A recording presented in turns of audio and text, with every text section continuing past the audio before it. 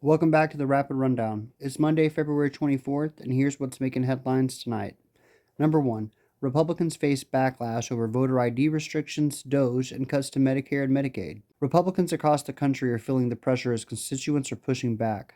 First, the new voter ID proposal, which requires IDs to match birth certificates, has sparked outrage, especially for married women who would be disproportionately affected if their legal names have changed. Critics argue this is a clear attempt at voter suppression, targeting groups who've historically faced barriers at the ballot box. Adding to the frustration are proposed cuts to Medicare, Social Security, and Medicaid. While GOP leaders frame the cuts as necessary for balancing the budget, many constituents see them as an attack on working families and vulnerable communities who rely on these essential programs. Voters are making it clear. Politicians who target their health care and voting rights will be held accountable. Workers from the nuclear workers, the NNSA, our nuclear stockpile, and CDC workers working on the bird flu being fired by DOGE and then having to be rehired when someone realized, oh gosh, we need those people.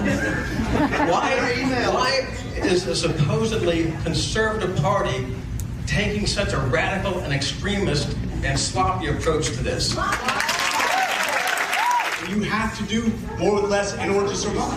I understand. Trying to do more with less. That's reasonable. What's not reasonable is taking this chainsaw approach, which they obviously admit when they fired these people and then decided, oh, we fired the wrong people. We got to bring them back in. Why is this being jammed down the pipe so rushed and sloppily? When will you stand up to them and say that is enough?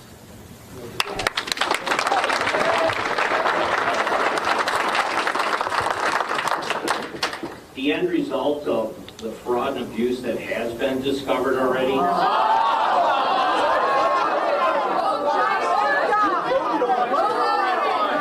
Absolutely no proof. That is President Trump has issued a lot of executive orders. I think by and large this is moving very quickly compared to other administrations, and I think across the board he's done some very good things. I think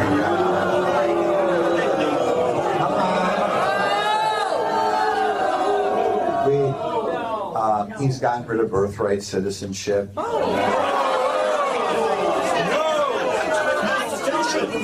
Illegal as hell. Number 2. Musk power grab raises legal alarms as Trump backs him. Elon Musk, recently appointed by Trump to lead the Department of Government Efficiency, is making waves and not in a good way. His first demand for every federal employee to justify their job by midnight was dismissed by agency heads, who assured workers it was voluntary. But Musk has doubled down, issuing a second email warning that those who don't respond will be treated as having resigned. Trump is now fully backing Musk's aggressive approach, creating confusion about who's actually in charge. Today, a federal judge stepped in, raising serious legal questions about the constitutionality of Musk's threats. Federal employees have due process rights, and any attempt at mass terminations without legal justification could spark a major constitutional battle. Number 3. Tensions run high between Trump and Macron over Ukraine. At a recent meeting, French President Emmanuel Macron and President Trump clashed over the ongoing war in Ukraine. Macron, who once attempted diplomatic talks with Putin before Russia's brutal invasion escalated, had to correct Trump mid-discussion to reinforce that any peace deal must guarantee Ukraine's sovereignty and security. While Macron emphasized the need for international cooperation and a strong European response, Trump appeared more focused on potential economic gains from Ukraine's mineral resources. The sharp contrast between the two leaders highlight deep divisions on how to approach the conflict and raises questions about the future of U.S. alliances in Europe. Just so you understand, Europe is loaning the money to Ukraine. They get their money back. No, in fact, to be frank, we paid 60% of the total efforts, and it was through, like the US, loans, guarantee, grants, and we provided real money. To be clear, we have 230 billion frozen assets in Europe, Russian assets, but this is not as a collateral of a loan because this is not our belonging. So they are frozen.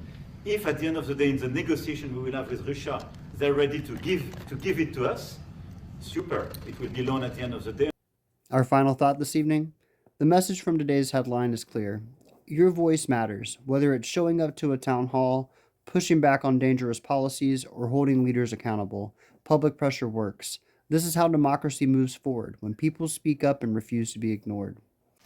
That's your rapid rundown for tonight. Stay engaged, stay active, and as always, stay loud.